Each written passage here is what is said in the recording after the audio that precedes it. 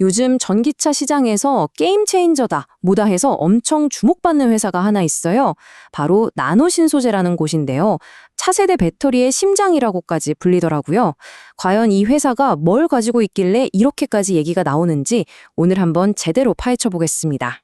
자, 그럼 오늘 우리가 어떤 순서로 이야기를 풀어갈지 한번 볼까요? 먼저 지금 전기차 배터리가 안고 있는 큰 숙제가 뭔지부터 짚어보고요. 이걸 해결할 엄청난 나노 소재에 대해 알아볼 겁니다.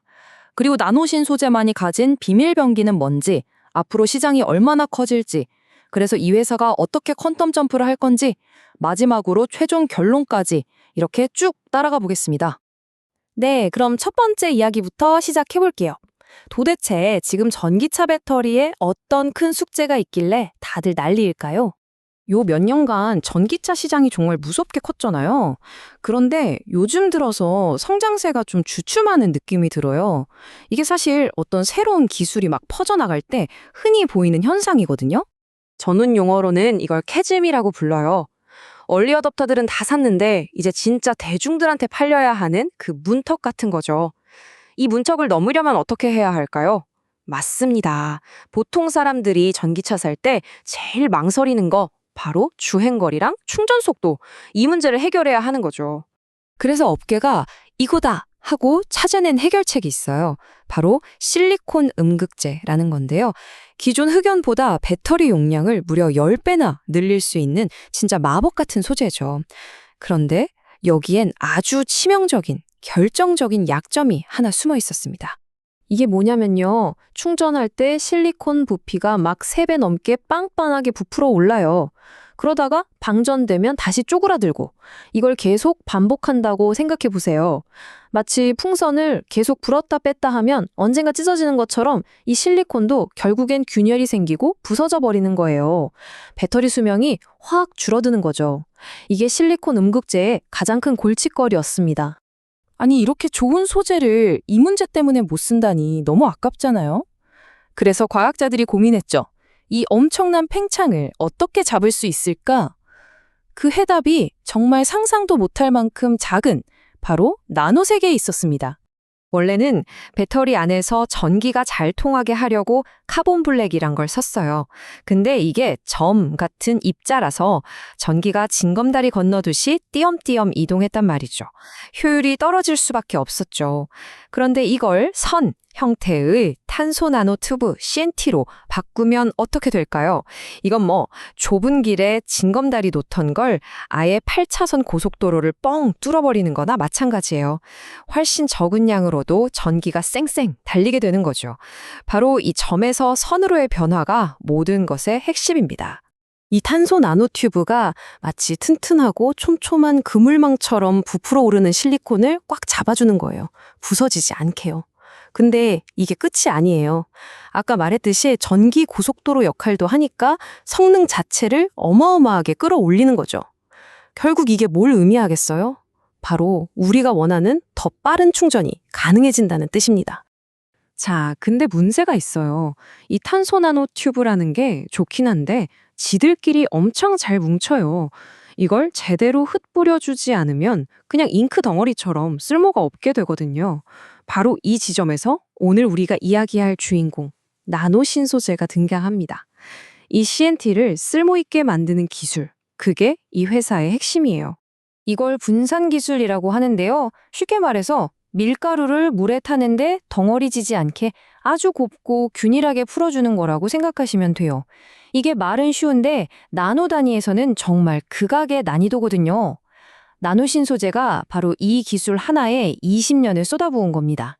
그 결과가 뭔지 아세요? 지금 음극재에 쓰이는 최고 성능의 탄소 나노 튜브, 그러니까 SWCNT 분산액을 대량으로 만들어낼 수 있는 회사가 전 세계에서 나노신 소재가 유일하다는 겁니다. 몇 개 중 하나가 아니라 그냥 유일한 거예요. 이게 바로 이 회사의 엄청난 경쟁력이죠. 이런 독점적인 기술력이 있으니까 회사 매출 구조도 확 바뀌고 있어요. 보세요. 2021년에는 CNT 비중이 15%밖에 안 됐는데 2년 만에 45%까지 뛰었고요. 2026년에는 무려 75%. 그니까 회사 매출의 4분의 3이 이 CNT에서 나올 거란 전망이에요. 회사의 체질 자체가 완전히 바뀌고 있는 거죠.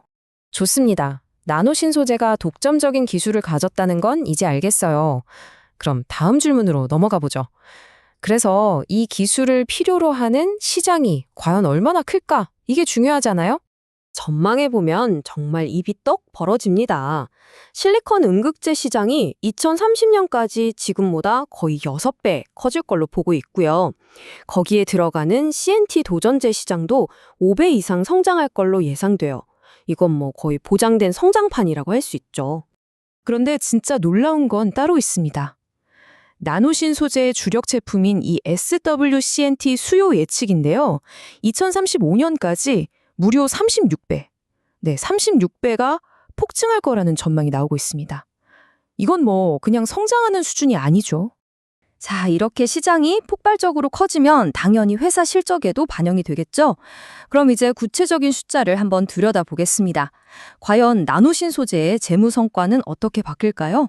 그동안 공장 짓고 하느라 투자를 많이 했었는데 이제 그게 슬슬 마무리되고 있어요. 그래서 분석가들은 2026년부터가 진짜 시작이라고 보고 있습니다. 매출액이랑 영업이익이 가파르게 성장하는 거 보이시죠? 특히 영업이익률도 20%를 넘어서기 시작하는데 이건 수익성이 정말 좋아진다는 뜻입니다. 그리고 제가 진짜 주목하는 숫자는 바로 이겁니다. 2020년 예상 영업이익 성장률 플러스 62%. 바로 이 숫자가 그동안의 투자가 결실을 맺으면서 회사가 말 그대로 퀀텀 점프를 하는 신호탄이라고 볼 수 있는 거죠.